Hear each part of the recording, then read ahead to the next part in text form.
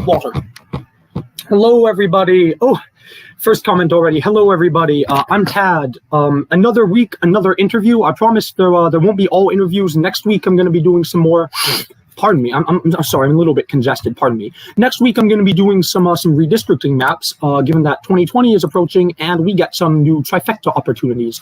But for now, as I've been publicizing on Twitter for a couple hours now, I'm interviewing a very good friend of mine. He helped me register to vote. He's just a general all-around nice person. Scott Presler, Republican activist and a friend of mine. And yeah, I had planned a full-on monologue, but I got starstruck and I forgot it all because things happen. So here he is. And as always, I was speaking to you. I just walked in the door from registering another voter. Thank you for having me. Good to see you again. Thank you for coming. Big news for my YouTube account, for everything. It's win-win. As always, before we start interviewing, the first question is always, what do you think about Walter? He's my Twitter profile pic. On a scale of 1 to 10, how cute is he?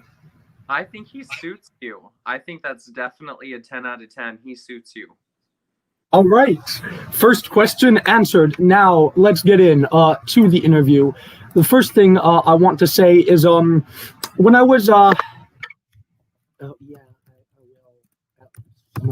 sorry, just talking to someone in chat. Now where was I? Oh yes. So when I was thinking of fun questions to ask you, I realized that I was listening to some music that just popped up on YouTube autoplay. And I realized that you look exactly the same as a mumble rapper, Y2K. I will post a picture of him on the screen right now. And I'd like to see, do you have anything to say about that? This is a picture of Y2K, the rapper. Okay, yeah, I saw you had messaged me that earlier today. Well, you know what? I'll take that as a compliment. I take that as a compliment, so thank you very much. I thought I'd prepare you for the question. As I've mentioned to all my viewers, I am a Republican. I'm a liberal Republican, but a Republican nonetheless. But in my interviews, I strive to be as nonpartisan as possible. I interview Democrats, I interview Republicans, I interview independents, and I do not pull any punches. So if you're expecting me to be nice or mean to Scott just because of our respective our party similarities, you are mistaken. I will absolutely have some nice questions. I do have some easy questions. It's a 90-minute interview, but there will also be a lot of hard questions. And I'm going to be completely fair. I plan on asking hard questions to the first Democrat I interview, and I certainly plan on asking hard questions to the first Republicans I've interviewed. 9-minute interview or 90-minute interview? 90. Oh, okay. I'm not. You don't have to be on the whole time. You don't have to be on the whole time if you don't. But I will. Sorry, could you? I can. Could you be a bit louder, please? Yes, I can't hear you. I said I'm not sure I can do 90 minutes, but I will give you as much as I can because you're the Tad. So I'm ready for you. Well, that's all right because as always, I prepared in case you had to leave early, and I have alternate content to talk about, just in case. So this will be completely fine. Now, where was I? Oh yes. So I have some questions. In the chat, a longtime viewer of mine is talking to a good friend of mine, IRL. About he had submitted some questions to ask you. This person is a liberal Democrat, so here we go. I'm not going to answer all the questions, but I am certainly going to ask you some of them as soon as I can find them. Okay. Scroll up. There we go. First question. Yes, Shweta, you're welcome to submit some questions. Private message me on Discord or Twitter, and I'll be checking every 5 minutes or so. First question.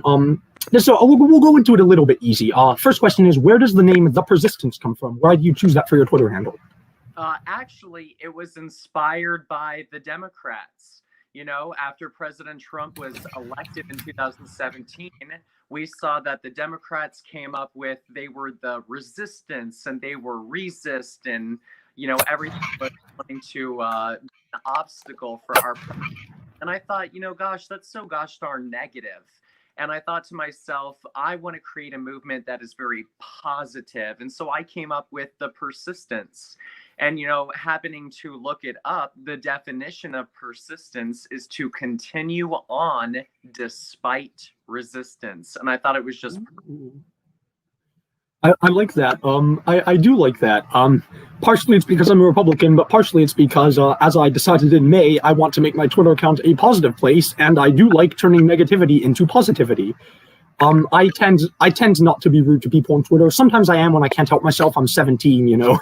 I got emotions, but generally I just ignore people who are rude unless I know them personally. In which case I laugh at them because it's fine because I know them personally. Next question. We're gonna move. What made you decide to come into civil service? I heard of you when Kimberly Classic retweeted you about the Baltimore cleanup. Why did you decide to clean up cities, to go into places that, you know, Republicans don't go to often and clean them up? Why are you doing that? Sure. Well, my service was first inspired by the fact that my dad is a retired Navy captain and I'm actually an Eagle Scout. So growing up, you know, I've lived my entire life of giving back, of doing trash cleanups, of doing food drives, of, you know, wanting to better our community that we live in. But when it comes to the major city cleanups, I do want to give credit to our president. It was President Trump that really, you know, showed a spotlight on the city of Baltimore. And I really hadn't heard of Baltimore being in that state before. And so I said, okay, I have this massive following on social media, but 100,000 Twitter followers and thousands more on other platforms. but what do likes and retweets and follows mean? What does that actually mean unless I use that to channel positive action and make society a better place? So I said, okay, I'm going to go to the city of Baltimore, even if it's me standing on the street corner picking up trash. And then I remember after the cleanup, I told my ma, I was like, Ma, I'm really good at picking up trash. So I've just started this movement across the entire country. I've been coast to coast. I've been to over a dozen cities, and I'm not done yet. I'm going to Phoenix, Arizona, literally tomorrow. My flight is at 6 a.m., and we're going to do a cleanup in Tempe.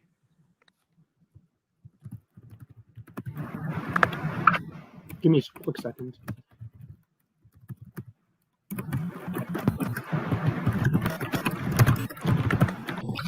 So first of all, I'm going to hope that 3% flying had a typo there, and that it is not Q love you Scott, but we love you Scott. I am in no way a supporter of the QAnon conspiracy theory, and I certainly hope you are not either. When I met you about a month ago, you seemed very nice, very intelligent person. I would hope that you were not a supporter of QAnon. So, actually, that's a good question. Are you a supporter of the QAnon conspiracy theory? I am going to say that I am open to listening and learning to new ideas, and that's what I will say at this moment. That is very politically good answer. Listening is, of course, as we all know, not agreeing and not endorsing. All right, I do like that.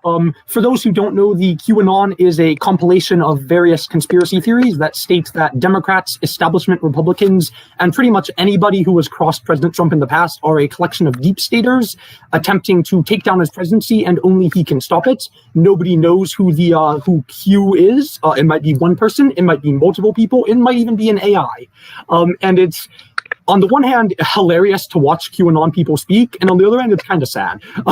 But let's move beyond that. Yes, yeah, you should be a politician. That was pretty slippery. That was a good answer. Just factually. Wow, I have weird. Okay, factually a good answer. I'm gonna ask one more question from the same person. Then I'm gonna go and ask some of my own questions. Same person says, you supported Ted Housey, who was running for Congress in California, 10th district. Now that it has been discovered that he has made many incendiary social media statements, anti-Muslim and anti-LGBT. He has been blacklisted from the NRCC. What do you think about that? I'm heading to Modesto, California to do an event with, hopefully come to find out, Congressman Ted Housey this November. He has been nothing but nice and open arms to me, a member of the LGBTQ community, and I support his America First mission of putting every Black, white, and brown American citizen first. So I'm thoroughly in support of his candidacy this November, and I'll be seeing him on the 15th of August. As I said, you are a good friend of mine, and even though you're a good friend of mine, I do like to be fair. And in this case, I will keep pushing this question. According to Politico, in a Facebook post from his account signed Ted Housey, American citizen, he said that the 2016 mass shooting at Orlando's Pulse nightclub, a home for the Orlando LGBT community, occurred because, quote, the FBI was ordered by the Obama administration to lay off Muslims. He also said that about Islam and gun ownership, quote, yes, sir, your background check came back fine, but I gotta see you eat some bacon or it's no sale. For those who don't know, the Islam faith prohibits eating bacon. I'm not sure whether it's sacred, whether it's, I don't know what it is. I'm not Muslim myself, but the faith prohibits eating bacon. He has also said, it is abhorrent that we have a president, this was during the Obama administration, who puts the welfare of foreign Muslims ahead of his own citizens. I, a citizen, is haram. Thank you, Shweta. I, a citizen of the United States, do hereby. I cannot speak very well. My voice is not the best. I, a citizen of the United States, do hereby declare that President Obama has committed treason in all caps, by aiding the enemy through execution of a foreign policy and operations which supplied arms to Islamic jihadists that now identify themselves as ISIS. What do you have to say to that? I came out as the Orlando shooting after the Pulse nightclub terrorist attack where a radical Islamic terrorist murdered 49 Americans in a nightclub that were simply trying to celebrate. So this is definitely that touched my heart and part of the reason why I could never vote for Hillary Clinton. You see, the biggest difference between Republicans and Democrats, besides issues like illegal immigration and big government versus small government, is Republicans believe in extreme vetting to make sure the people coming into America love the gay community and believe in equal rights for gays and for women. And that's a big reason why I support Donald Trump and why I'll be supporting all of our Republican candidates running for Congress this November. Because if you are an LGBTQ American, you should want to make sure the people coming into our country believe that you have the right to life, liberty, and the pursuit of happiness. And for those reasons, I will be voting for Donald Trump in a straight Republican ticket this November. I will not be voting this November because I will be 17 years old and 340 something days. But you are registered to vote when the time comes for your next. And I would like to say thank you to Mr. Presler himself for going way out of his way, coming all the way up to DC and helping me register to vote. Very, very nice of you. I thank you full-heartedly. That was awesome. It's okay. I do support Joe Biden, but I also support many Republicans down ballot. So I like to say that we can have some common agreements. Now, yes, I did notice that. I was going to get to that. Yes. Now you mentioned that you support the Republican Party down ballot, all of its candidates. You're not going to vet them in any way. If a candidate has compared American Muslims to mass murderers, or has mentioned that gays are spawns of the devil, or has posted the N-word on social media, would you disavow that person hypothetically? I'm not dealing with hypotheticals. I'm dealing in reality. That's fair. So my dad just came upstairs. Hi, Dad. Keep talking about them.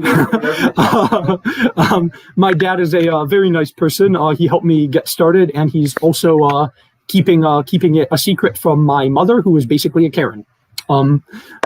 Yeah, she's a Karen. Let's be real. Now. So, okay, that's fair. Let's not deal in hypotheticals. I had some things loaded up, but unfortunately my computer is slow as all heck. So I am going to have to reload it right now. So while I load, let me just ask you another nice question. I've been going hard at you for 10 minutes now. Like I said, right, I'm not going to go easy on you just because I love you. I would say no homo, but that's kind of, I am homo. So anyway. So, do you feel like you would ever want to run for Congress in the future, or run for any office, any political office? At this point in my life, definitely no. I feel like I'm exactly where I need to be, traveling the country, helping to register voters and get out the vote for our president. If President Trump ever called me and asked me to run for office, of course I would do it in a split second, because he felt the need to call and ask me. But right now, not the place for me. No. All right, that makes sense to me. You mentioned that you are proud of the Republican Party and President Trump's record on gay rights. So this is a bit of a mixed bag. On the bright side, President Trump was the first president in American history to go into office approving of gay marriage. Former Ambassador Richard Grenell is the highest-ranking gay official in American history, assuming, of course, that I think it was Buchanan, but I can't remember. One of the 1860s presidents was not gay just because he was a bachelor. Because I think it's unfair to make statements about people after they've died like that. So he is. And President Trump has led a push to decriminalize homosexuality worldwide and withdraw aid from countries that are opposed to gay marriage. So that's a good thing. Yeah, Buchanan, I think it was. So that's a good thing. However, President Trump has surrounded himself with some anti-homosexual people, and the 2020 Republican Party platform, which is the same thing as the 2016 Republican Party platform due to coronavirus, stated that marriage should be between one man and one woman, and that Republicans are automatically opposed to gay marriage. So while President Trump may have personally supported gay marriage and worked to decriminalize that, the Republican Party as a whole does not support gay marriage. I assume you would like to change that, but what do you say about the current Republican Party? You're talking to a gay Republican who has 717,000 followers just on Twitter alone, not including Instagram and Parler and Facebook. The Republican Party has given me a voice and elevated my platform. I wouldn't be sitting here with you if it weren't for the Republican Party. And, I think we need to talk about the history of actually how Joe Biden, when he was vice president, said that he believed it was between... We will come to Joe Biden. We will absolutely come to Joe Biden, but let's stick to the topic right now. Sarah Palin, and don't even get started on Mr. Joe Biden. But look, when it comes to being a Republican and being an LGBTQ person, I believe in my gun rights. I believe in less government. I believe in fewer taxes. I believe in extreme vetting. And ultimately, the party that I see as being most pro-LGBTQ is the Republican Party. And so I invite members, especially in this stream of TADS that has more Democrats and liberals, and I'm glad you're watching, I invite you to join this new Republican Party, because I think that you'll see it's actually very open and loving. And I agree with that, which is why I am a Republican. And I like that answer because you're not trying to say that these things have never happened. You're trying to move beyond them, as we as Americans should. I like that. So going back to what I said about hypotheticals, now in Georgia 14, the 14th congressional district, which is being occupied, has a retiring representative. I can't ever remember names, but it has a retiring Republican representative. It is one of the 10 most Republican districts in the nation. It's a fairly good measure of what rural Republicans believe and what Southern Republicans believe. There are two candidates: Dr. John Cowan, who finished with about 10% in the pre-runoff primary, and Marjorie Taylor Greene, who finished with about 40%. And yes, we are going to be talking about this. Ms. Taylor Greene, I apologize. Ms. Taylor Greene has said that Black people are slaves to the Democratic Party because of their support. She has called George Soros, who happens to be a far left Jewish individual, a Nazi, despite the fact that he was 14 when he was freed from Nazi occupation.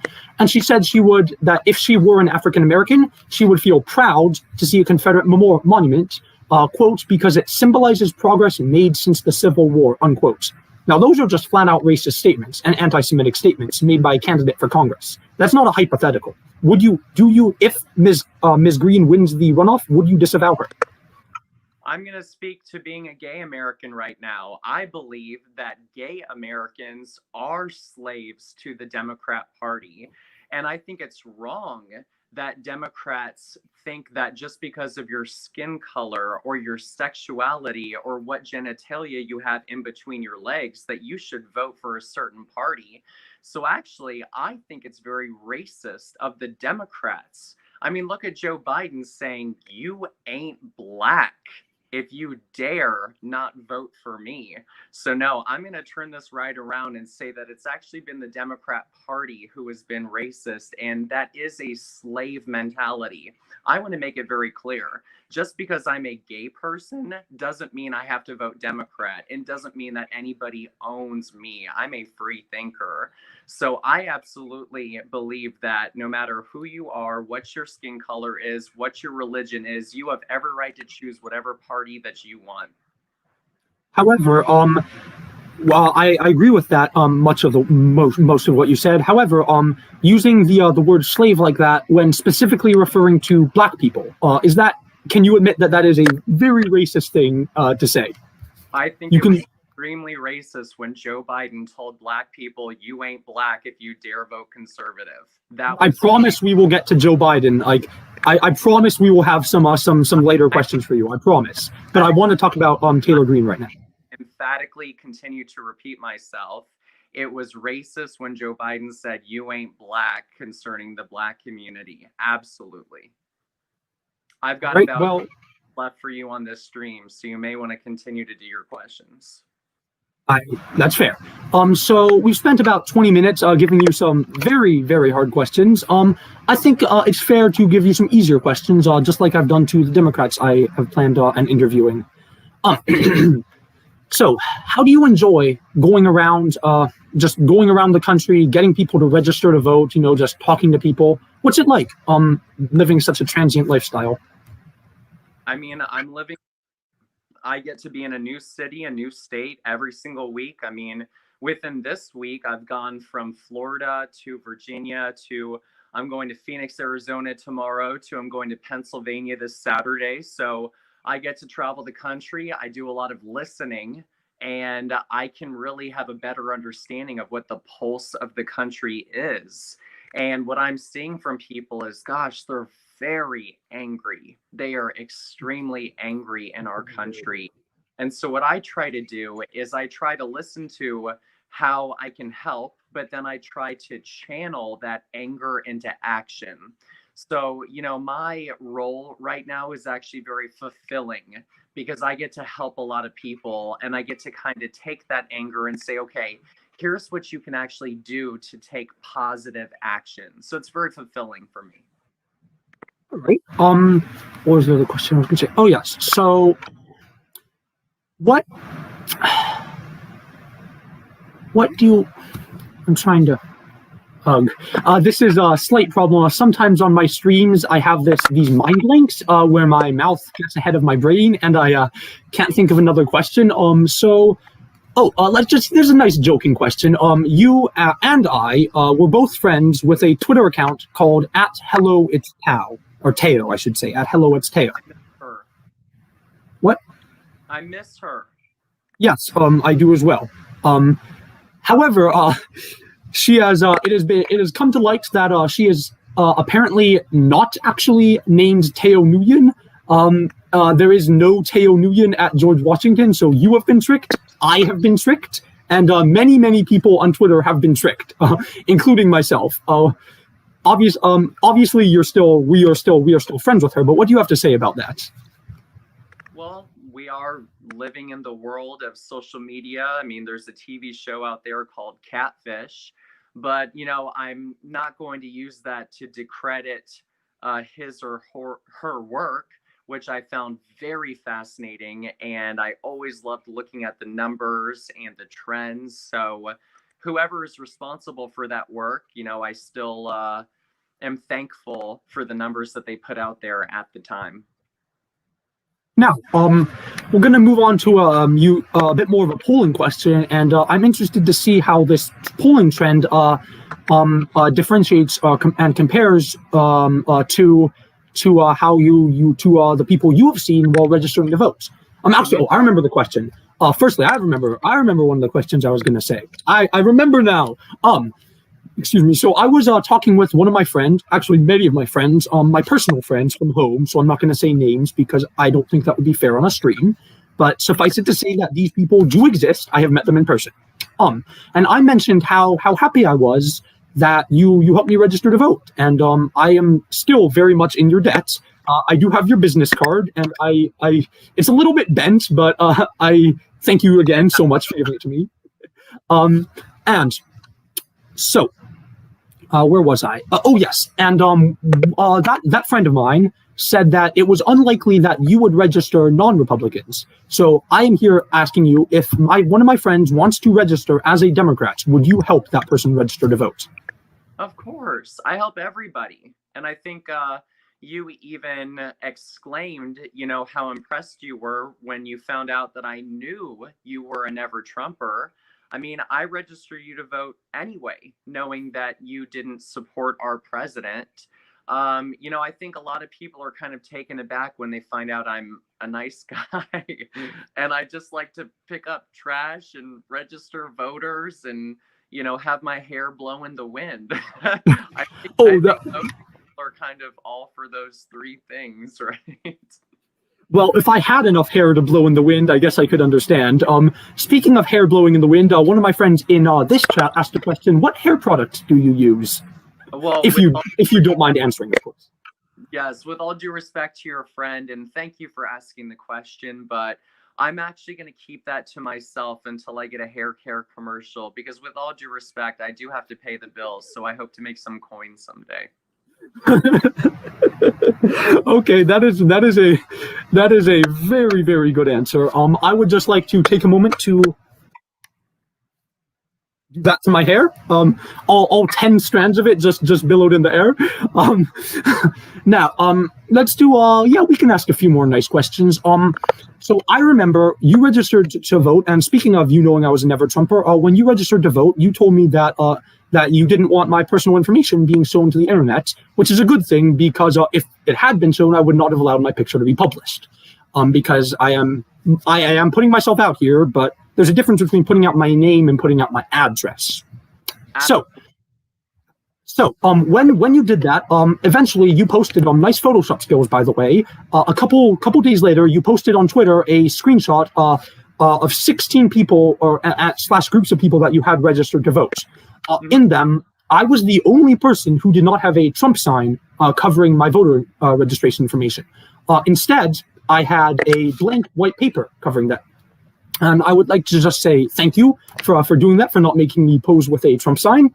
And I would like to ask a question of are you basically when you're registering people to vote, what do you feel like when you're helping these people? Like, obviously it's good for America that everyone should be registered to vote, if they choose to, and it's good for you. Obviously, you enjoy doing this. Why register to vote? Why not canvass? Why not make commercials? Why not talk to big, rich Republican donors? Why register people to vote? Well, number one, and actually, I'm so glad you brought this up. I've got about 2 minutes left, so I'll try to be brief. I think the most important thing that I want people to understand about my work is I have no big donors behind me. I've never asked for a dime. I've never asked for a penny. Nobody has bought or owns Scott Presler. I'm completely 100% autonomous, and I own myself. That's the most important thing. Number two, look, the part of the reason why Hillary Clinton lost in 2016 is President Trump was persuading voters and bringing in new people, whereas she only was trying to go after her base, the base of Democrats, the Obama coalition. I very much believe in having the Republican Party be a big tent, not only in its philosophy and its policy, but I also believe in being a big tent by actually growing and expanding the tent by bringing in new people. So I don't want to just canvas, which is good, and knock on doors and make phone calls and write letters, which are all good things. But I literally want to add to the voter rolls. That is the single most important thing that we can do to win in 2020.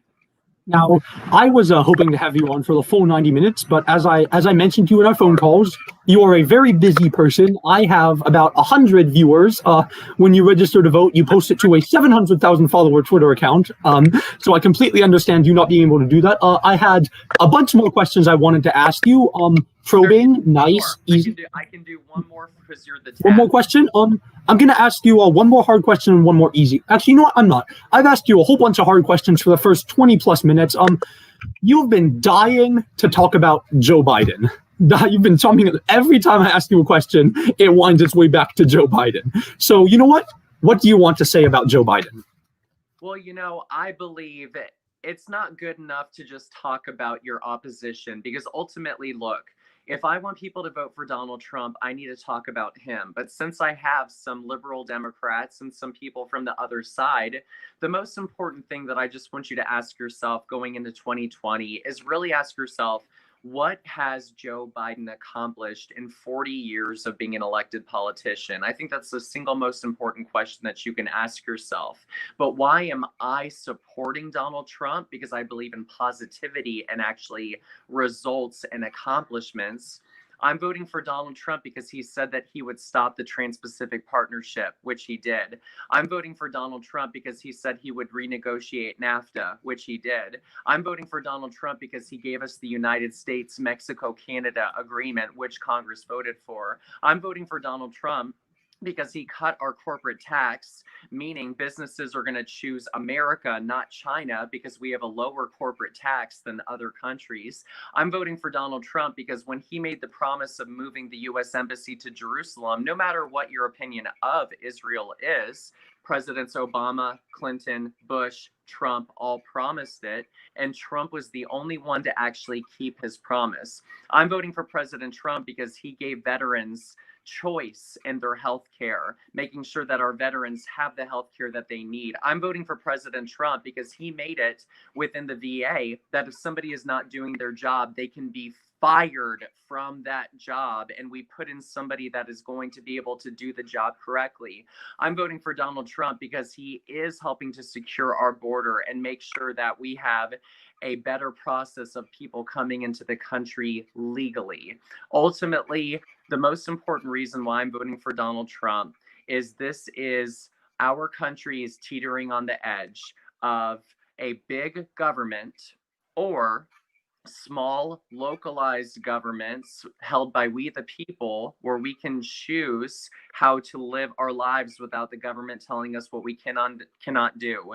And the most important thing that I want people at home to understand, since there are 100 listeners listening, is anything that the government can give you, the government can take away from you. You have a choice this November, and I am not just a Republican. I am not just a Donald Trump supporter, but I am a freedom fighter. And that's why I'm voting this November for Donald Trump, because I want freedom of choice this November. All right, so I do have a bunch of questions that I'd like to ask you, but you have mentioned that you do not have too much time. So I would like to formally invite you back on the show whenever you would like to come back. I have a bunch more questions I'd like to ask you, and unfortunately you have to go, so I'd like to say thank you so much for being on the show. It was great talking to you, great disagreeing with you, and also great agreeing with you. Goodbye, I guess. I don't know. And if you have any other 16-year-olds in Maryland, I say 16 because you can register to vote at 16 in Maryland. I would be so happy to help get your friends registered to vote. So Tad, thank you for having me. Thank you to Dad and Karen Mom for also allowing me.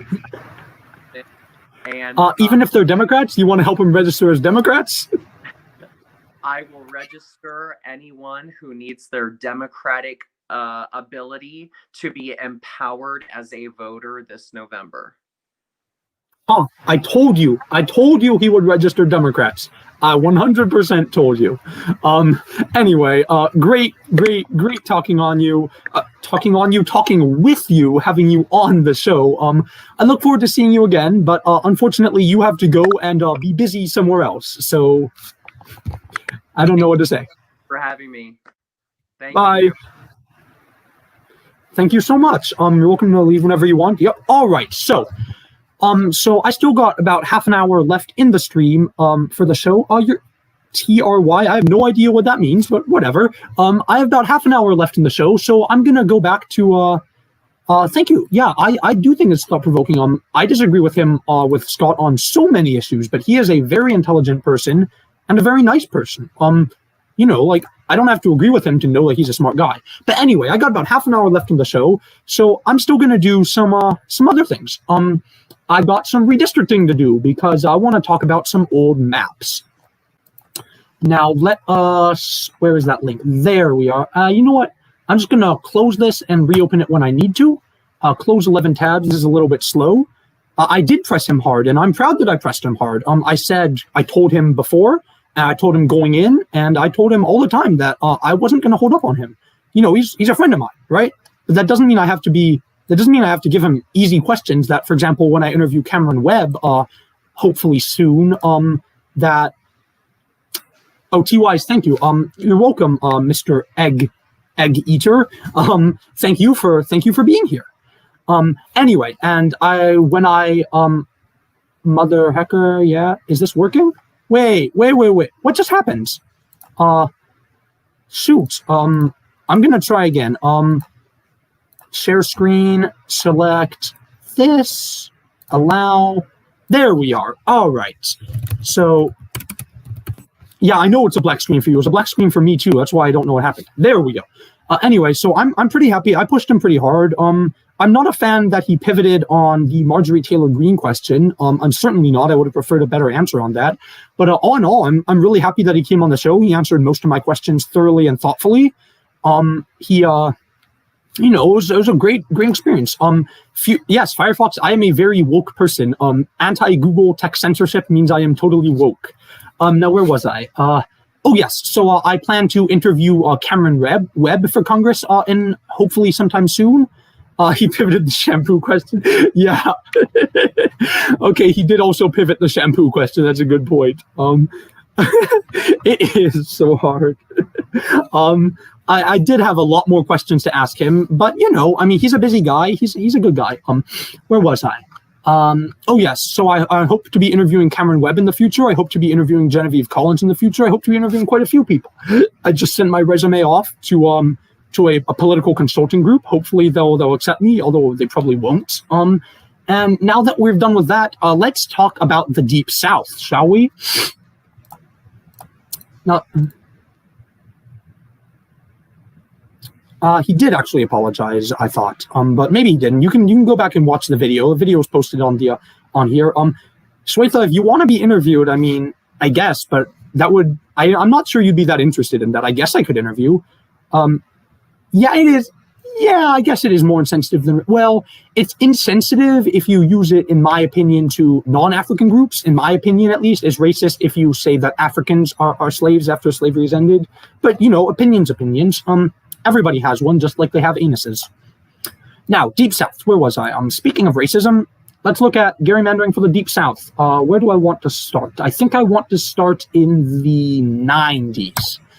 Now, in the 90s, states like Alabama, Mississippi, Georgia, South Carolina, Tennessee, etc., were either reliably Republican on the federal level or becoming reliably Republican on the federal level. However, in the state level, Democrats still controlled legislatures, often with supermajorities.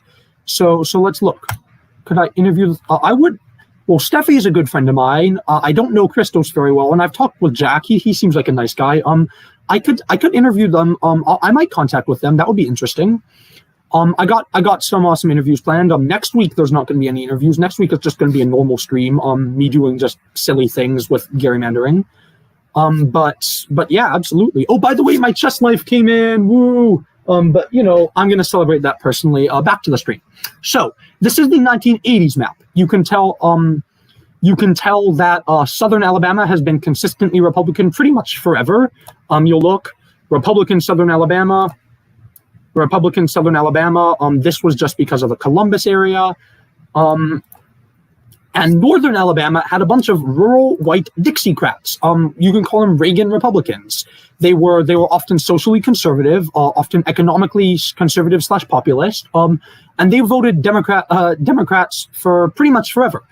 They would vote for Reagan, they would vote for Bush, they would vote for Bill Clinton. However, they would often vote for Democrats down ballot, the Birmingham suburbs. So Democrats were holding the Deep South in a slim coalition of they used to use the Warren colors, I don't know, in a slim coalition of African Americans and of rural whites. And also, this is not suburban whites. Suburban whites, you can see here, 53.2 to 46.4. Suburban whites, in Warrior and Morris, they voted for the Republican. Blacks in Birmingham, they voted for Democrats, and that was what let it win. However, this is slowly starting to shift. Now you'll notice the gerrymander. This was the 70s, 80s map. This is the 80s map, and you can tell that it was a pretty solid 5-2 throughout. In the big red wave of 1984, Reagan was reelected handily in Alabama, but Democrats completely controlled the legislature. Sonny Callahan, hello. Good memory. I had to look that up. Lol. Whatever. I don't know what that's referring to. Hopefully that's referring to me, even though I don't have a good memory. In the 1990s, I'm gonna show you the Ballotpedia numbers because I just want to show you exactly what I mean. 1988 Alabama. Oh, on the debate. Thank you. Presidential election. I want to show you exactly what I mean. This is a 20-point victory for Bush. 20 points. All right. Oh, dang. Oh, okay. So about you. Big sad. The Black Belt voted Democrat. Everywhere else voted Republican. Even these rural white areas that have been voting Republican or Democrat for decades voted Republican. Now, let's look at what the state legislature was at the time. Alabama state legislature. RIP Blue Dogs. Yeah, we will be talking about the Blue Dogs. Now, let's look at the state legislature, shall we? My dad's a dog person, I guess. I don't really know. Where are we? This is 1990, so not fully 88, but since they elected midterms, it was like 86 and all that. 728, all right? This is the same year that this map happens. 28-7, all right? And that led to maps like this with, what's his face? Bud Kramer winning in a landslide, 25 points in this Huntsville-based district. Tom Bevel winning in a landslide. Even he was unopposed in this conservative district. Et cetera, et cetera. However, sure, I'll call myself a red cat. Rock the red, everybody, rock the red. Now you can see here, Democrats started to realize the Blue Dogs. I will go over all the modern day Blue Dogs if you'd like to know, at least all the ones in Congress. Now, where was I? Again, I've mentioned this every week. I ramble a lot. My bad, y'all. So anyway, Democrats were starting to lose their grasp on the majority. You can see that they drew a third safe red district, the suburban Birmingham-based district. This is the black district. This is the two southern Alabama district that will never elect Democrats. And then they still held on to these districts, in rural Alabama because of ancestral Democrats and Blue Dogs. But now we'll look at 1994. Even still, in 1994, in the Gingrich red wave of 1994, the map stayed exactly the same. Did anyone retire that year? I don't think so. Yeah, no one retired that year. 1996, you started to see it. What's his face retired? Not Wilson, or maybe it was Wilson. No, it wasn't. Bevel retired, and after he retired, I will mention the AL2. Rambling is better than touching questions. I will mention that. And then Aderholt, current Representative Robert Aderholt, defeated Bob Wilson in a slight upset. In the third district, the Democrat retired, and a Republican picked up the seat by 3 points. So it's still some overperformances. And in 2000, it was more of the same. Now this map. In the 2000s, Democrats still had control of the legislature, 23-12, 25-10. They managed to gerrymander the line. So what they did was they tried to keep Davis in office, and they tried to keep Kramer in office, and they kind of ceded the rest. However, as soon as Kramer retired, even that wasn't good enough to save him. 2008, Bobby Bright, he was running against Jay Love, who I believe might have been a criminal. I'm not certain, but I think J Love might have actually been a criminal. I don't. But this is the only time in the past like 50 some years that this area went blue, down ballot and up ballot. 2010 red wave. You can see that he's gone. Republicans finally had full control. They flipped it. They flipped the Senate and the House in 2010. And they drew lines that I wish they would have drawn a 7-0, but we got a little pesky something called the Voting Rights Act that basically says that black people deserve to have a voice and in the House of Representatives, and like that doesn't make sense to me. I mean, like, since when do black people need voices? But like, you know, it happens. And we got Terry Sewell, who was at least for a while in top contention for the VIP pick.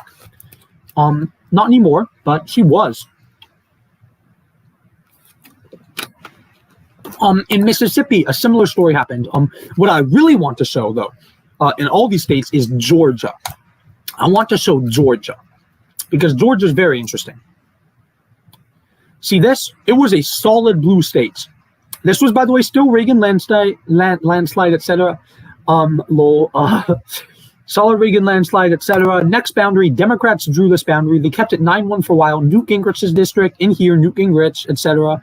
Have I made racist statements? I don't think I have. Whatever. I got my three viewers on StreamYard and something like 15 viewers on YouTube Live, fewer than it were when I was interviewing him. But you know, I was gonna say something. Whatever. I didn't really know what I was gonna say. A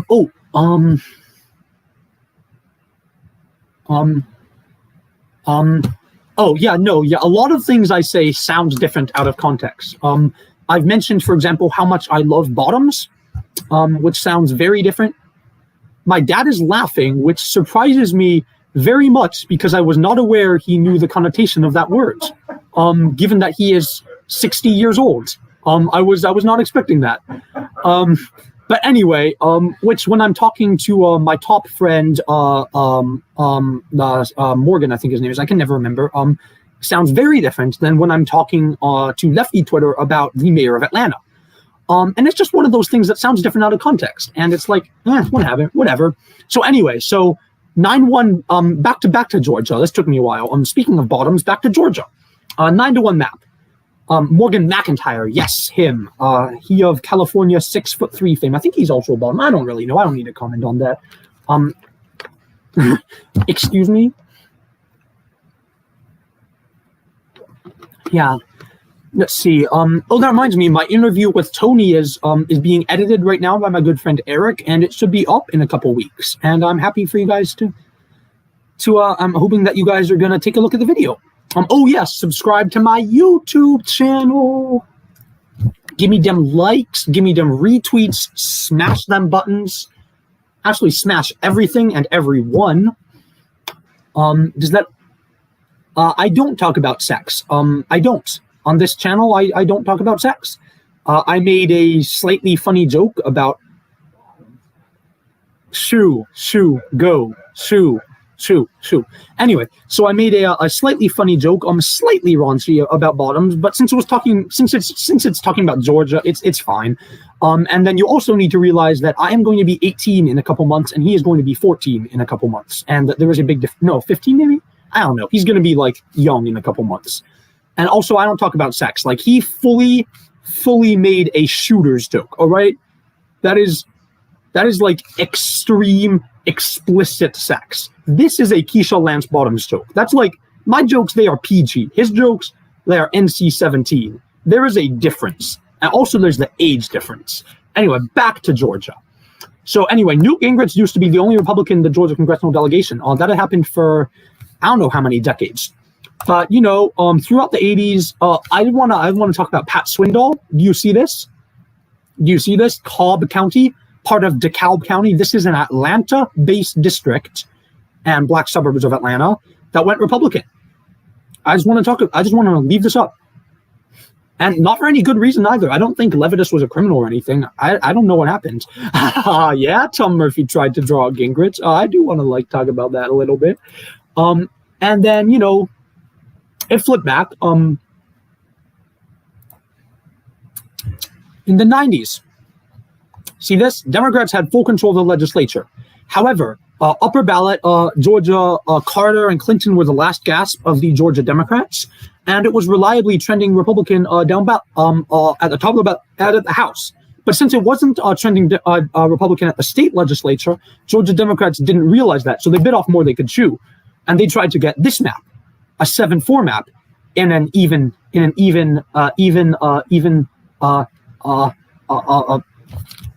state. A little ugly too, but they tried, and it didn't work. Let's skim through what happened throughout the 90s. 7-4 flipped right then and there. It lasted one election. And the thing is, though, that political scientists back in the early 2000s said that if Democrats wanted to draw a 6-5 map, they could have drawn a 6-5 map that would have lasted the entire decade. But they didn't. They drew this map. And it's flipped. And then Republicans gained some more seats. And Republicans kept that nice 8-3. See this? Let's just say that what could have been a 6-5 advantage turned into an 8-3 deficit. That's a loss of 3 seats. Yes, Nathan Deal. But, it's not like it changed anything. He didn't exactly change his voting record. Let me show you what I mean. Nathan Deal, he won by 15 points, which was down from his margin of 20 points the year previous, which was down from his margin. Oh no, he didn't run that year. Okay, but he was diminishing returns. And then as soon as he switched, he started winning by 30 points, and then he won by 50 points. No, he was unopposed. My bad. And then he won by 50 points. I wrong year. And then so in the 2000s. Now you wouldn't know this from how the map turned out. But in the 2000s, Democrats also had control of the map drawing process, which is a little funny. And they drew this behemoth, this nice little, they tried to get their 5 seats. I want to highlight the 11th district, stretching from up here, nice conservative rural areas all the way down here, taking in the rural conservative suburbs. I want to highlight the 8th district. And I want to highlight the 4th district, I think. Nope, wrong district. What would be the current day 4th district? So the 13th. The 13th. This nice little district. This was completely unnecessary to be made. It was just completely unnecessary. It could have been cleaner lines in the 13th, the 5th, and the 4th, but John Lewis wanted a firmly Atlanta-based district, and as we all know, what civil rights hero John Lewis wants, civil rights hero John Lewis gets. Once you had that, long-time incumbent Denise Majetti wanted a nice compact district. I don't know which one Niles' current district would be. I think he lives in urban Atlanta, so I think he would be in the 5th, yeah. And then once you have that, it's impossible. And he lives in David Scott's district. Probably David Scott's current district. I don't think he lived in this district. But anyway, and then, actually, this was a one-term flip, but it flipped back, so I'm not going to bother talking about that. Oh, right, yeah, now, court redistricting, then it flipped back. There we go, it flipped back, see? Listen, I sometimes don't know what I'm talking about. Lasted a teen? Yeah, so she lasted like 10 years. Yeah, listen, I don't know. Like, I don't know everything, all right? I don't. But anyway, and then the 2010s was the first time Republicans had control of the map drawing. Let me just get rid of that. And then what did they do? They made the same mistake. They do this map, a nice 10-4 map. As soon as what's his face retired, Barrow, it's easy to beat him. And then it would have been very easy to draw a better 10-4 map. But what we looked at, we get this map, and then the 7th district might flip sometime soon. And it's possible to get an 8-6 map when, as I've shown in the past, it's easy to get a 12-2 or 11-3 map. Yeah, I just said they gerrymandered him out. He held on in 2012, but the red wave flipped him out. Now, I want to show, not for any historical purpose, but just because it's hilarious, I want to show the 1990s Florida map.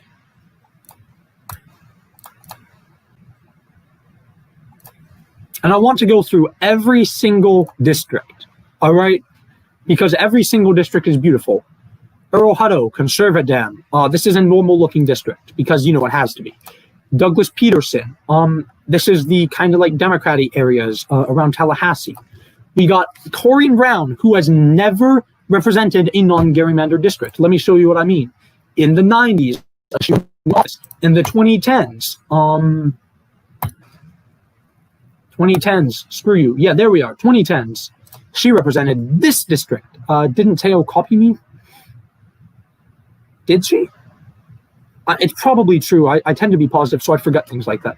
Anyway, in the 5th district, Jacksonville to Gainesville to Orlando. Later on, after the court-ordered redistricting, I think she retired. Yeah, Al Lawson replaced her. But in the 2000s, where are you? In the 2000s, Jacksonville to Gainesville to Orlando. Oh yeah, probably. I don't hold grudges, so like I don't care. Besides, she deactivated her account, so like, I don't care. In the late 1990s, oops, that's Alan Boyd's district. Pardon me, misclick. From Jacksonville to the beach, and I want to zoom in here so you guys can see that it does stretch to Orlando. It stretches pretty nicely to Orlando, actually. Nice little map. In the late, this was, and then in this here, I got no words. I'm gonna go check Twitter for a second, see if people are watching this. I think there's like 20 people watching right now, which is, it's fine. It's a little low. Ooh, undecided voter. Let's freaking chat follow me. Radios. Thank you, undecided voter. But more accurately, where was my message? There we are. Sorry, I'm a little bit tired right now. This is not the ugliest Florida 1990s district. I just wanted to put this up there for the fun of it. This is not. Ha ha ha, lol. Oh, no one subscribed to me yet. Big sad. Big sad. Anyway, this is not the ugliest Florida district. Now we'll look at Tilly Fowler. I believe she was a woman. This is a nice looking district. We got the 5th. This is a little bit ugly, but it's fine. I'm just gonna scroll down. I want to show you the 21st and the 22nd. Oh, sorry. Do I want to show the 20th and the 21st? I don't know. No, the 22nd and the 23rd. The 22nd, which is a thin strip all along East Miami and West Palm Beach. This is an ugly district. The 23rd, in my opinion, one of the ugliest on the map. Got the Everglades, but this is empty land. So what it basically is this little area around Fort Pierce, and then this. I'm going to zoom in so you guys can understand precisely how thin this is. This is 1 block thin.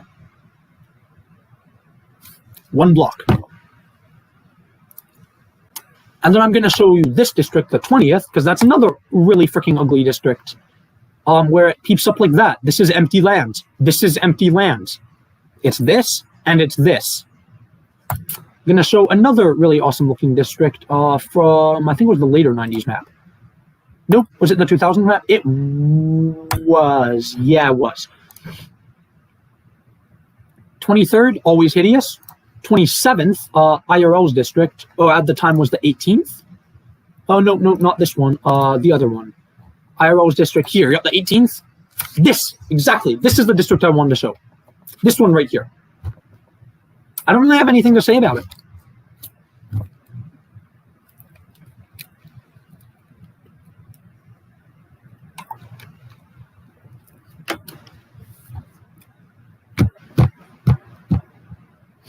I miss Eliana Rosletten. Whatever. Anyway, and it's been like this for decades now. We got 80s map was ugly. 70s map was ugly. 60s map was ugly. This map was not ugly because it was, this one was ugly. This map was not ugly because it was pre-Baker v. Carr, pre-VRA, and the districts were just based on county borders. Now, what I'm going to do is I'm getting a little tired, so I'm going to play one game of chess live, and then I'm going to show you guys my newest maps. I'm pretty proud of some of them. Yeah. I'm a little bit tired on a little bit. My throat is a little hoarse right now, so I'm going to play a bit of chess. Then I'm going to show you guys some more maps that I have that I made. Excuse me, pardon me. Normally 3-2 gets you players the fastest, and I don't want to spend too much time. Easy.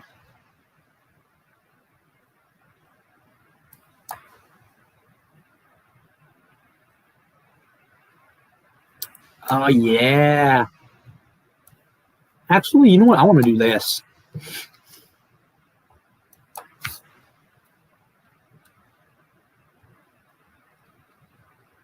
I don't remember what I'm doing, but from what I remember, it's pretty fun. Oh no, are you not in the castle? Castle. Wait, what? This isn't, you're not supposed to do that. This is like bad for you.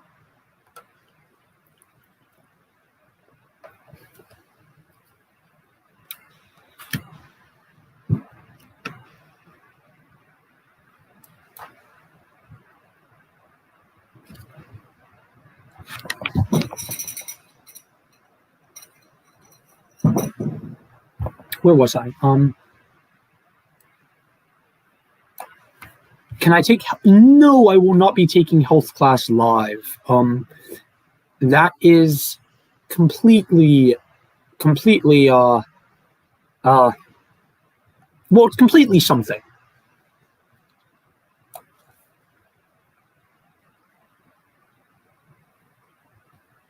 Besides, health class is almost over anyway, so I don't really care. Lol, do it. Oh, maybe I should. No, I don't think I will. Mainly because there are other people's faces in the class, and I don't feel comfortable streaming other people's faces. I might stream some games live sometime, but like I'm not going to stream other people's faces. That's not something I want to do. Just develop. Oh wait, I can't cast. Right. Gotta remember that. And you can castle. So let's just play Bishop E7.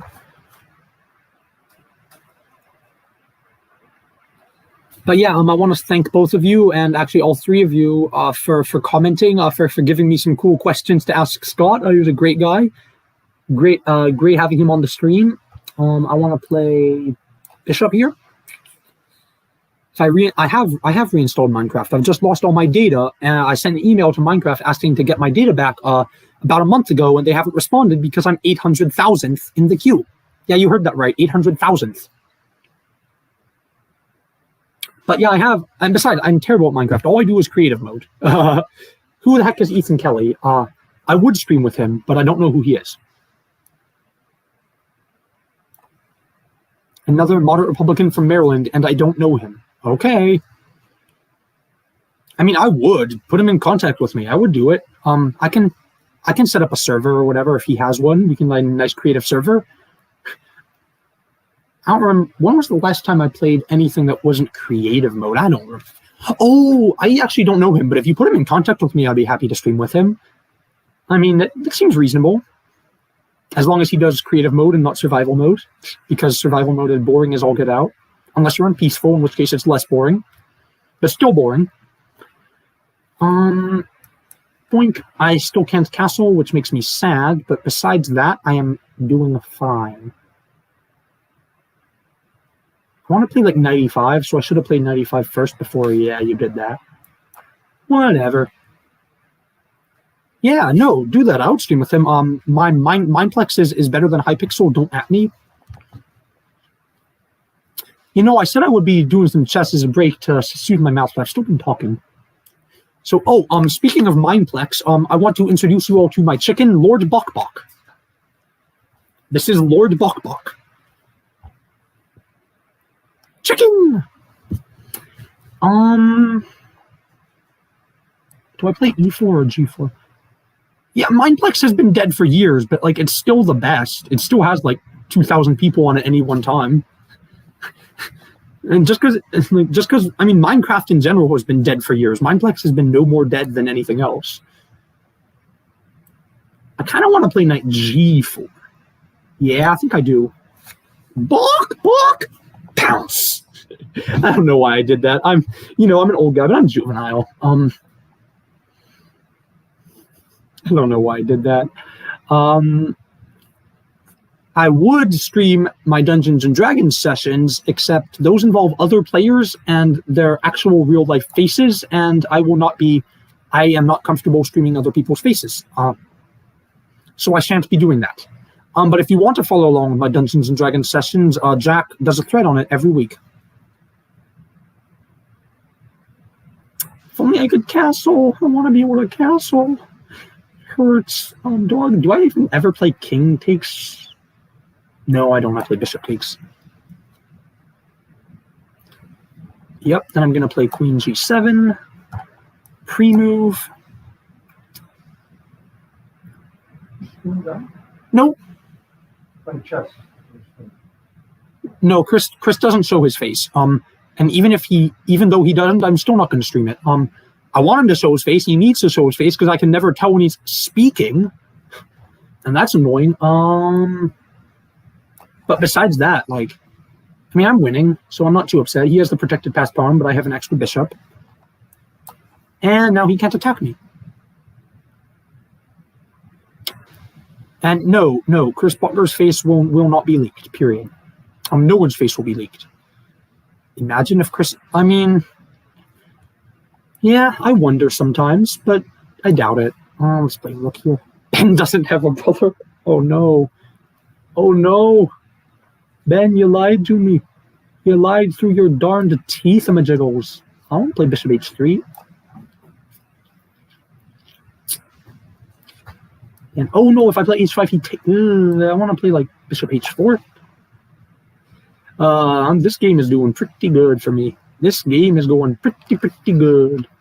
If I do that, takes, check, king here, check, king. I'm not sure I want to do that. Rook f8 first, maybe.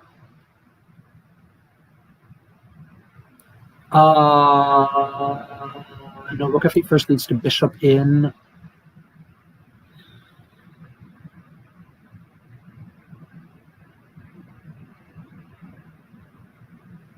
Oh, I'm running out of time. Oh, but so is he. Yep, then now do I take? Do I take here first? Do I take that? No, I never take that. I play bishop g4. Oh! No. Actually, wait, I'm still winning, so, like, who cares?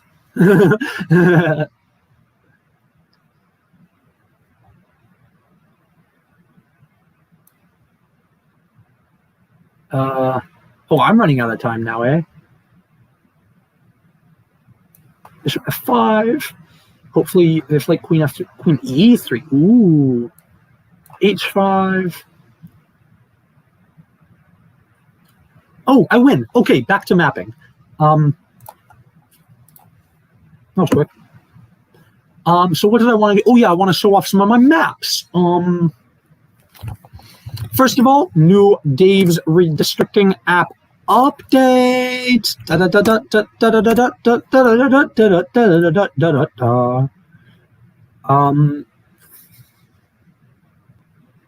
I'm sad. Yeah, big sad. Yeah. Where is it loading? So you notice I've been doing some of that. So someone, I can't remember who, unfortunately, so I can't give them proper credit.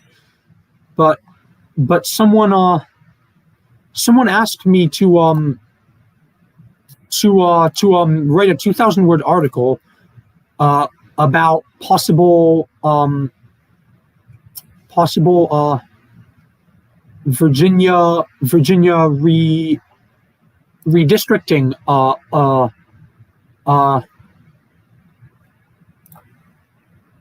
Dave's app is so darn slow. Yes, it is, but it's the best there is. I am taking a QGIS course though, so like eventually I'm going to be able to make even cooler maps. I was going to say something. Oh yeah, someone challenged me to write a 2,000 article on possible Virginia redistrictings. So I'm starting to write a few. No, not Eisengabe. Someone I hadn't interacted with before. Eisengabe is cool though. Speaking of Eisengabe, it's not for RRH actually. I don't know where it's going to be for. I might just publish it suddenly. So I started making a few ideas. So I thought here's an example map that minimizes county splits. Obviously, all the incumbents' homes except for Denver Riggleman are in their districts, which makes it a little bit awkward. But you know, not what the heck? What happened? Do you guys see how this is all empty? When I had finished it, I had finished this map, and now it's empty. What the fudge? Do I want this one?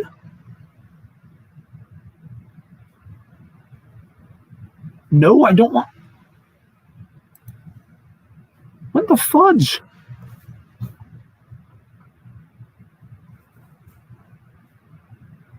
Well, so I'm going to need to remake this map, but that is just... Ugh. So, speaking of ROH, I've been trying to contact the mods and ask them if I can help contribute to their race ratings, because I kind of want to get myself out there. But anyway, I am so mad. I spent like 2 hours of work on that map. Whatever.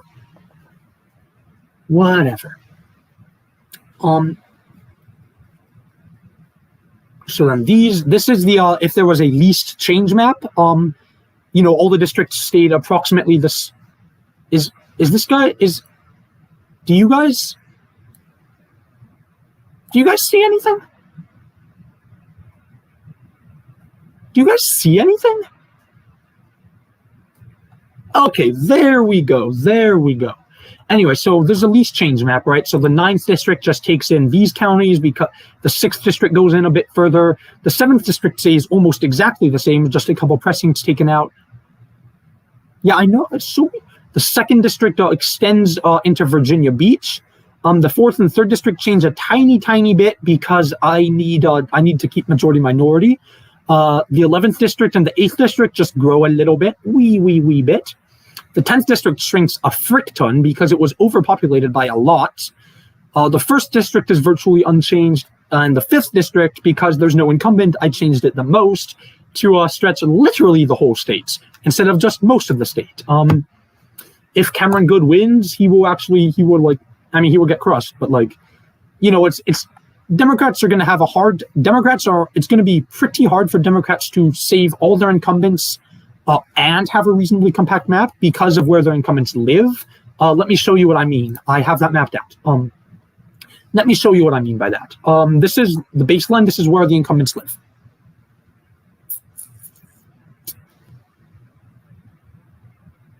Luckily, most of the races, yeah. So Whitman lives in right here in I can't remember what the place is called, but he lives here. Right by basically Virginia's equivalent of the Eastern Shore, so it's not too hard to keep him in the same place. However, there needs to be at least one and probably two majority/minority opportunity districts in the Southeast, the Tidewater area. And the problem with that is that Elaine Luria lives in Norfolk, and Don Bayer, not Don Bayer, Don Bayer's the 8th, and Don McEachin lives in Newport News. And the problem with that is that Newport News is 50-50, and Norfolk is also 50-50. And it's usually better to have them both in the same district, but they need to be in different districts to avoid double bunking. So that's unfortunate. Then we got what's his face? I can never remember names, but the guy who in the 4th district lives in Richmond, which is not that hard to gerrymander. The only problem is that Spanberger lives in Henrico County. So while I would want Richmond, while I would normally want her district to go like this way, to go up north, that conflicts with the 1st district, and going south conflicts with the majority-minority 4th district. So it's a little tough. So this area is generally stable in all my maps. The 9th district, Morgan, the really fat guy. I know it's rude, but like Morgan Griffith lives in Salem. And his district pretty much always stays the same because it can't change too much because Ben Klein lives up here in Covington. I think it's Covington. Is that not Covington? Watch me be stupid again. In Lexington. Close enough.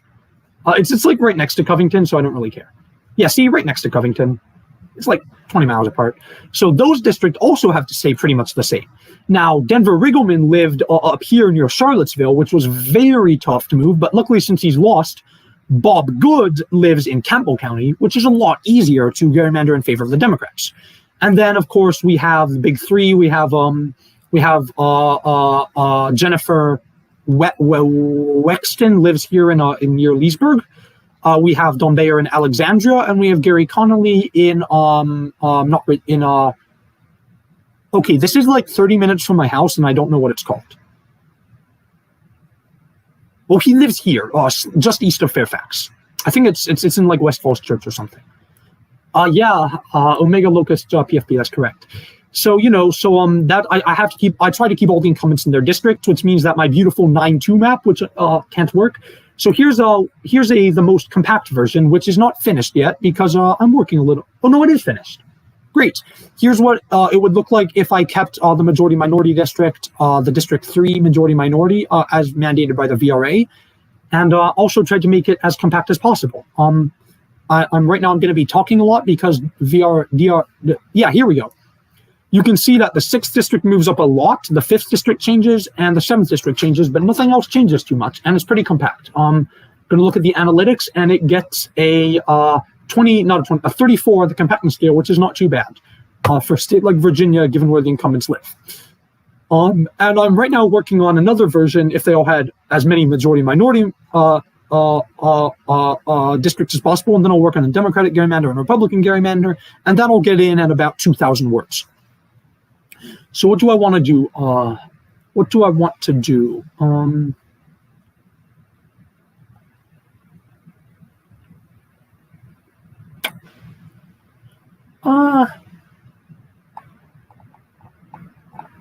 You know what I think I'm gonna do? I got about 15 minutes left. So what I'm gonna do is I am going to make a nice little map, and I'm gonna wonder, ooh, chickens. But yeah, Albi, get me in contact with that Ethan fellow. I've always wanted to stream games, but I'm a political guy and no one will watch that. But yeah, why not? How much time is left? Yeah, I'm ending at 6:30, so I got time to eat dinner and prepare for my D&D session at 7. Which is not going to be live streamed because I am not the only person on that session. Wow. Damn. I got a lot of retweets and a lot of likes, but not many people bothered to. I don't really care. Not many people bothered to. Whatever. So what I'm going to do right now is what I like doing is when I have a little bit of time, but not too much time, is looking at old maps. I'm gonna. What states have I not covered? Jack is such a nice guy. He has a cat, so everybody loves him. He's a kitty. Jack is a kitty. Have I done Kentucky? I have. Frickin' beef chickens.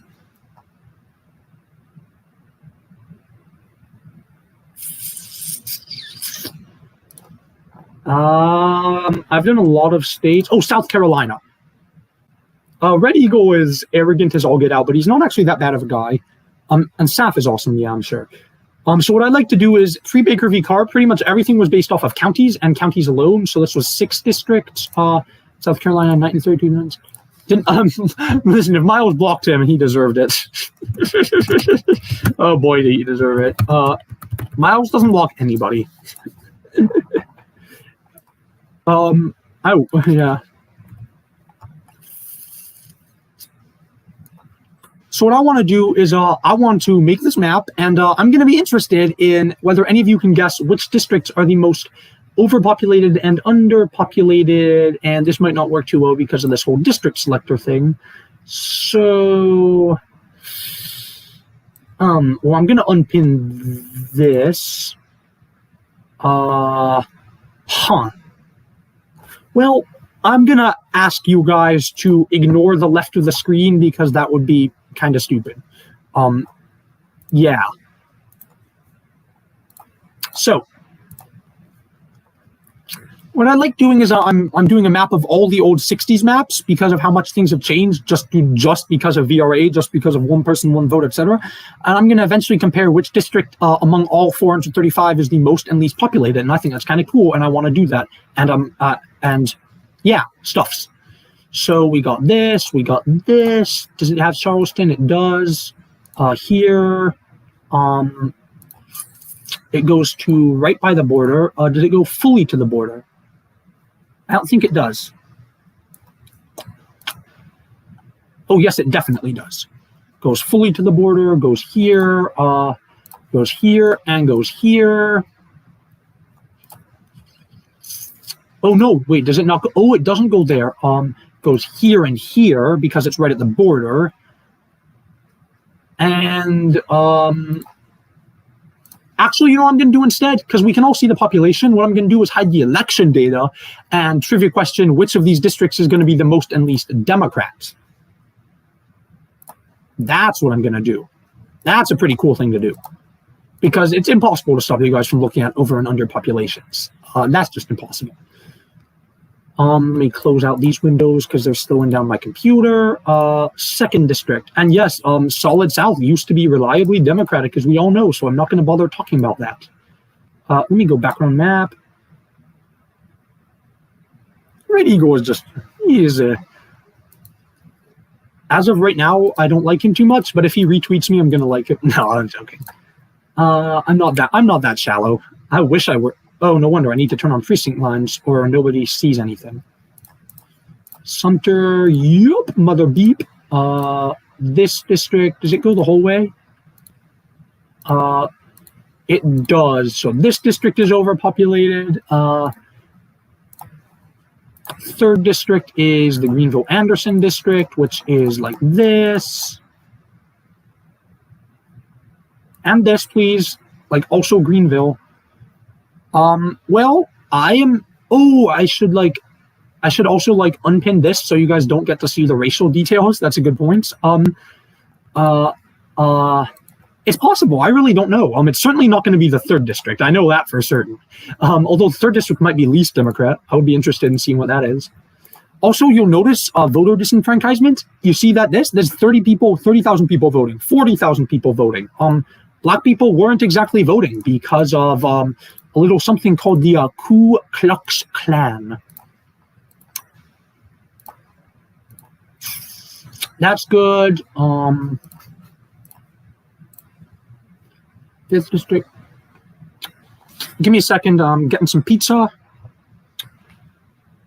Onions? Really? You know I hate onions on pizza. Everything that's in there is my side. Oh, okay, fine. Oops. We'll put that there then. Ugh, mushrooms. That mushroom would better not get anywhere. We're both having you push the middle. I saw that, yeah. Give me a quick sec. I might extend the stream by like 2 or 3 minutes. Oops, I do not want feta cheese. Feta cheese is disgusting. It is one of the most disgusting things I have seen in a long time. Mozzarella. What just happened? Oh, frick, you wanted basil, so I gotta turn that back. Actually, I want a basil too, so I want to put them in the middle.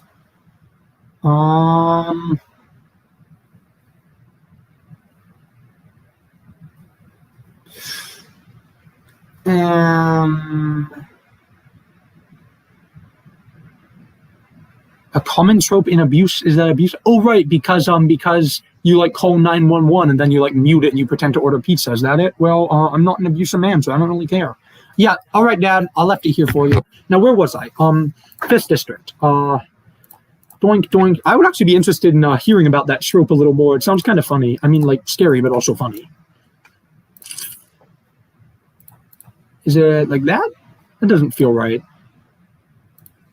This doesn't feel right for some reason. Why not? Oh, that's because it's not those two at all.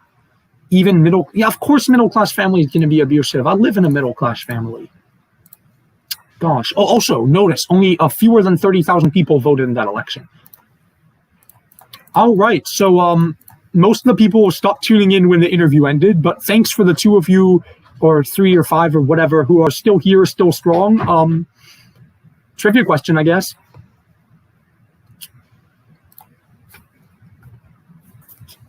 Oh, no wonder it sounded like something I said. It was something I said. I'm a genius.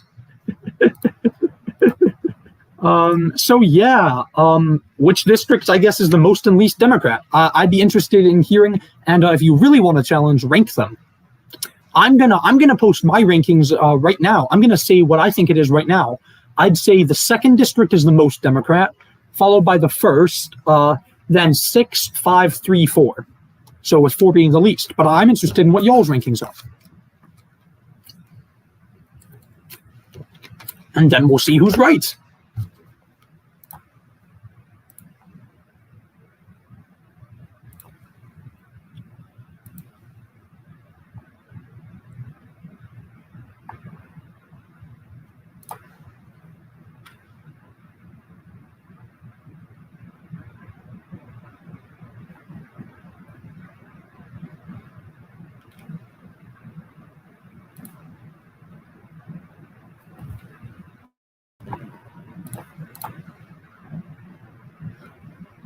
First is the most, all right. You want to rank them, pick the least, pick something else.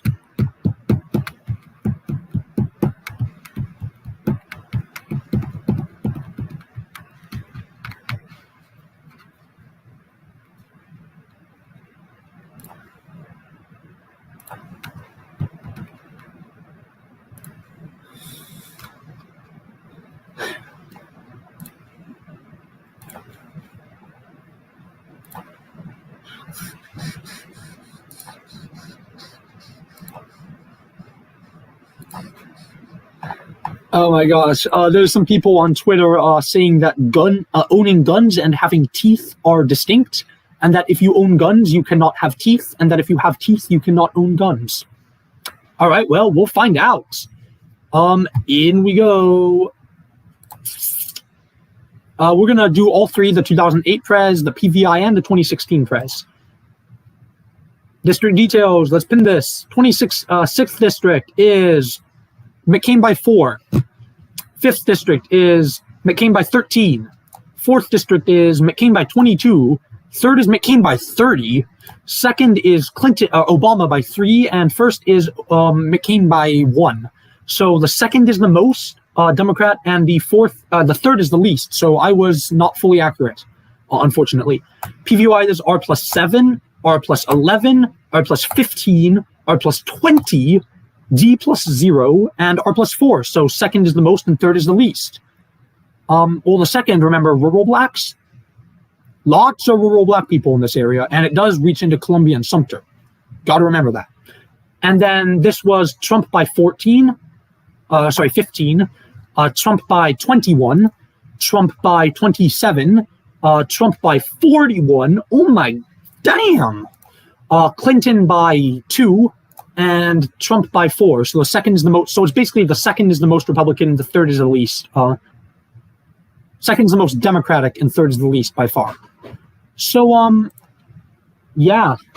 1st and the 2nd would be kind of flipping the doodles. And then what I like to do for ease of access is because I like to see the 1st district is Republican and it is overpopulated. So I like to put it at dark red. Democrat, ick, and overpopulate, id, blue. And what I mean, so we're going to put this in light red.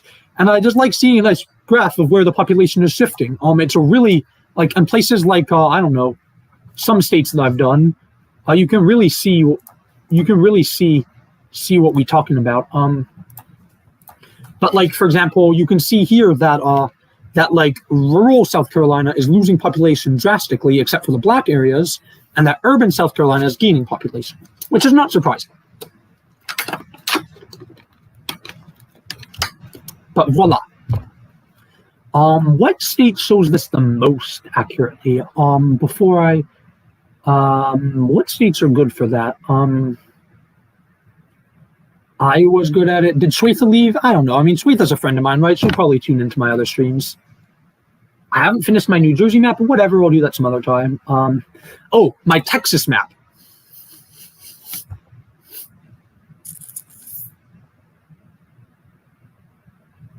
This was the 1960s Texas map.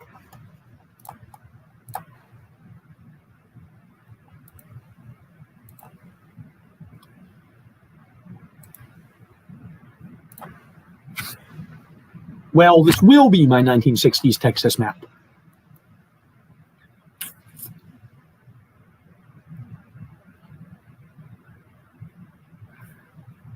And you'll notice that the Democratic districts are without question, all of them are overpopulated. And most of the Republican districts will be underpopulated. Now, this is a big deal because not only are there Democratic trends in Texas, but you can see that Republican areas are dying out and Democratic areas are growing. And this is why Texas, well, certainly no toss-up, is a growing swing state. There we are. I learned, by the way, that the RGV is actually growing. Who the heck is Bruce Alger? I'll look him up. I don't know who the heck that guy is.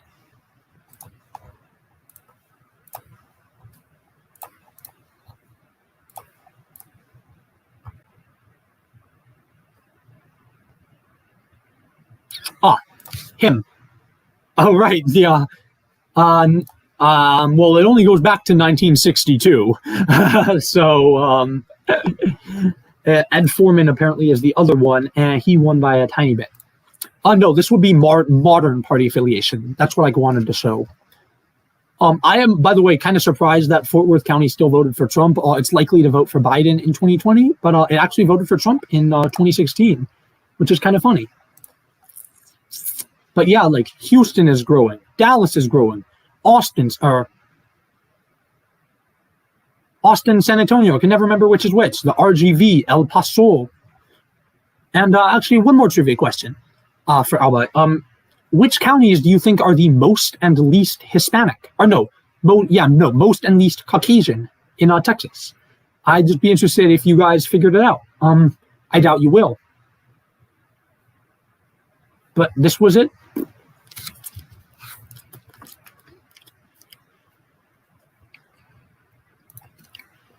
Or the map for Maryland. Tarrant? You think Tarrant is most or least Caucasian? Oh, growing, yes. Oh, Tarrant must have like Fort Bend County. I don't care what the county names are. It's the cities that matter. You'll notice, by the way, in the 60s, Baltimore had 3 districts. Nowadays, all of Baltimore is not enough for 1. McAllen. I think you're wrong, but I'd be interested in seeing where that is. RGV County is 90% Hispanic. Let me just quickly backspace this kitty litter. Let's go date modified. Let me just quickly add a label. I do actually have a map of Texas by how white it is. I'm just kind of interested.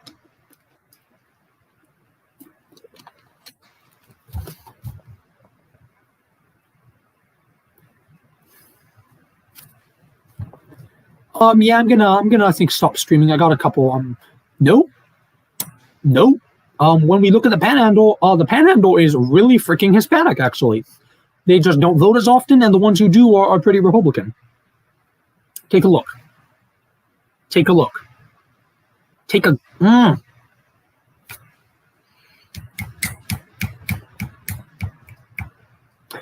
Well, you'll be able to see eventually. It's starting. I think. I mean, I can see like faint shades of. There we go. Woo! The most Caucasian county is, I believe, Armstrong at 90.7% Caucasian. Yep, it is Armstrong here. 90. I know it's past 6:30. I said I'd go a couple minutes longer. I know what time it is. 90 and the least is Starr County at 0.7% Caucasian. Fewer than 500 Caucasians. Just a cool tidbit I thought would be pretty interesting. I'm going to show one more map and then I'm going to end my stream. I'm going to show this is Virginia. I went through every single freaking precinct and I looked at percentage of white people, and Republicans are only winning places that are over 70% white, and that's a problem because those places are losing population and they're dying out, and Democrats are dominating everywhere else. And there's a long-term problem, and it's why we've lost Virginia and why we're losing some other states. Low piece of beef. And I'm going to go to only current just so I can show you what I mean. We got the least white precincts there's like one tiny place in Prince William for some dumb reason, and, the black areas. Then we got 10 through 20%, 20 through 30%. Yeah, Vicente Gonzalez, 30 through 40, 40 through 50. And you can kind of see it moving west.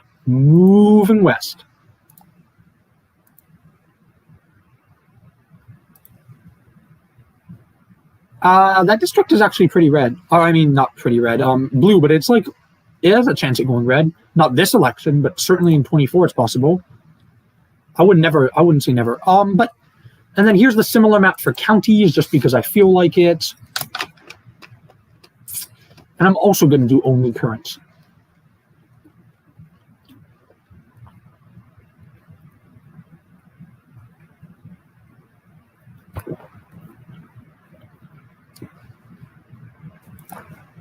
So there are no counties that are super, super non-white, but you know, hey, Petersburg City. I think that's Emporia. Areas. Nova has a large South Asian community, has a large Latino community. Like Loudoun is only 50% white. I found that kind of funny. And you can see here, moving west. And that's all for today. I'm going to see you guys next Tuesday, possibly with an interview, possibly without an interview. And, yeah, it was great interviewing Scott. I'm glad so many people showed up. I'm less glad that so many people left when he left, but it's to be expected. And, yeah, see you next week. Bye.